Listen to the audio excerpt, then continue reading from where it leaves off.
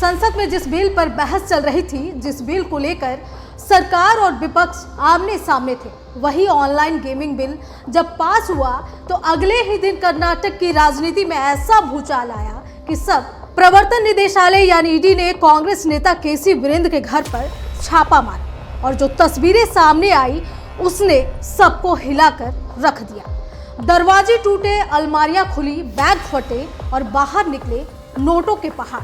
इतनी नकदी कि गिनती करने वाली मशीनें भी हार मानी। छापेमारी में सामने आया 12 करोड़ रुपए कैश और 6 करोड़ रुपए के सोने चांदी के आभूषण, नोटों की खनक, सोने की चमक और अलमारी में बिखरा खजाना।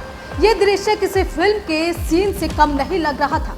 और जैसे जैसे ईडी टीम ने दस्तावेज और फाइलें खंगाली, सामने आया वो खेल जिसके बारे में लोग बस अनुमान लगा रहे थे। सवाल अब यही उठ रहा है, इतने पैसों का खेल किस लिए था? क्या ये ऑनलाइन और ऑफलाइन सट्टेबाजी की कमाई थी?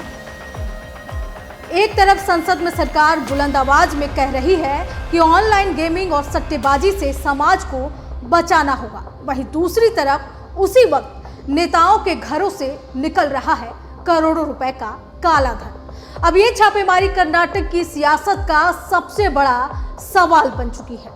नेताजी शायद सोच रहे थे कि नोट तिजोरियों में दब जाएंगे, ज्वेलरी अलमारियों में छिप जाएगी, लेकिन ईडी की पैनी नजर से कुछ भी छिप नहीं सका।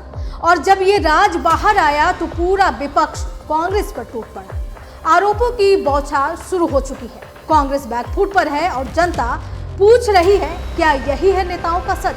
क्या यही है जनता के पैसों की राजनीति?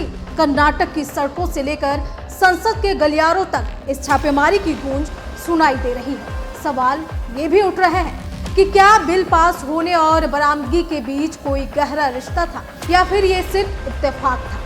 ईडी ने साफ कर दिया कि जांच अभी लंबी चलेगी, आने वाले दिनों में और बड़े खुलासे हो सकते हैं। और जैसे जैसे पर्दा उठेगा, राजनीतिक भूचाल और भी ज्यादा गहरा होने वाला है।